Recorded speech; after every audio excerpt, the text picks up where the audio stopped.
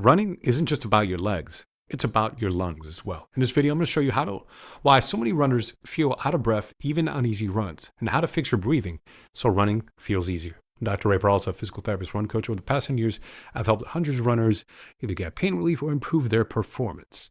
And today, in this video, we're going to talk about, why so many runners feel out of breath. See, many runners assume that running alone will automatically strengthen their lungs. And this is a big misconception, right? Because you could be running for months and months and still be stuck at the same pace. You might be stuck at like a 15-minute per mile pace, or even a 12-minute per mile pace, and not really improve, like you've hit like a plateau. It's because running alone, sure, it can work for some people, but there's some people who get stuck and they have to do other things to improve, right? They have to train different muscle groups. See, even on easy runs, they feel like they're gasping for air. And I've seen this a lot where they're like, man, I just went from a walk to like barely running. Like they just kind of that transition point between a walk and a jog. And they're still feeling like they can't even last more than a minute or two. And they assume that means that they're just completely out of shape, or they're not built for running. See, but the thing is, most runners breathe shallow through their chest instead of their diaphragm. It tends to be more mouth breathers versus nose breathing. Even on the easy runs or just walking, or you might be walking and gasping for air when you're just walking, right? And this means that, hey, there's some inefficiencies, but these things can be retrained, right? It doesn't have to be a life sentence, right? Poor breathing mechanics raises your heart rate, increases your stress, and reduces oxygen efficiency. If you ever catch yourself just sitting behind a desk in your mouth breathing, that could be a big sign that you need to improve your breathing mechanics, your muscles of respiration. They can be retrained, right? It's not something, again, it doesn't have to be something that you just have to live with the rest of your life. So you want to try to transition to nose breathing, at least when you're doing basic activities, standing, walking around, you're just working behind a computer or something, and make sure you're try to switch more to a nose breathe. And if you want to copy this Google Doc and to learn more about running without getting out of breath, I'm sharing it in my free online run group. Click the link in the description to join.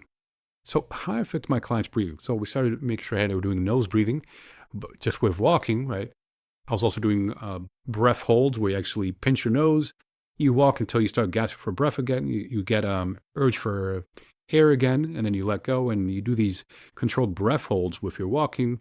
That improves. And then you also try to do some nasal breathing on a run, walk, or an easy one if possible, even if it's just a few seconds, and maybe only you did it 3 or 5 times and you go back to your normal breathing pattern. But this is going to make you go a bit slower than you used to, but it's also going to improve your oxygen efficiency. Further, outside of just worrying about the breathing, if you haven't already tried, do run walk method, run walk progression. So many runners will think they have to keep running nonstop to improve, but no, you could do run walk intervals to improve your breathing. You want to stay consistent with this, 6 to 8 weeks or more. And it don't have to be long. It'll be like a 30-second run, 90-second walk. You do that a couple times, 15, 20 minutes, 30 minutes. And this will also help as well, because you're just kind of retraining your muscles and you're giving yourself some walking breaks. The thing is diaphragm training, right? 5 minutes of breathing drills can retrain your abdominal muscles instead of just chest breathing. So diaphragmatic breathing, place a hand on the chest, hand on the stomach.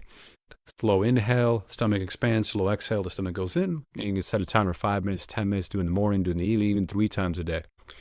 Core stability, right? Train your core abdominal muscles, plank, side plank, front plank, reverse plank, power off press, stir the pot, support better breathing mechanics, bird dog as well, dead bug.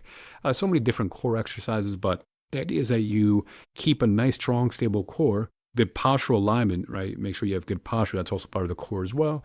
And this will also make breathing more efficient. I've seen the other image where you're more of a nasal breather.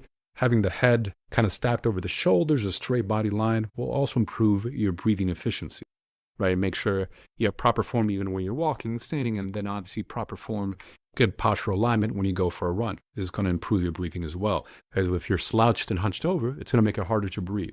So make sure you kind of open up the airways and have good upright posture. And what happened after fixing my breathing? Runs started feeling easier at the same pace. Heart rate dropped during easy runs. My endurance improved without increasing the mileage. I've seen this with a lot of my clients who I worked with. Less panic breathing and gasping for air. And most runners realized they were simply running too fast and breathing inefficiently. So I currently have 2 spots open to work with me, one-to-one, to run without getting winded. If you're curious, there's a link to apply in the description. First come, first serve. So the big lesson, most runners struggle with breathing because they never trained it.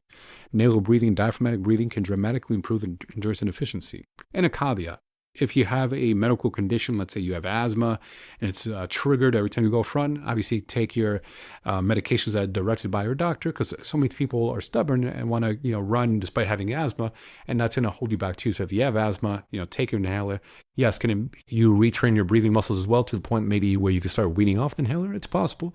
But while you're actively, working on improving your breathing muscles, follow your doctor's instructions for medications for if you need asthma inhaler, follow run, follow that guidance as well. And then in addition to retraining your breathing muscles, and then slow down, breathe better, and treat breathing like a trainable skill, because it is, right? Spend dedicated time, do the diaphragmatic breathing, do the core exercises.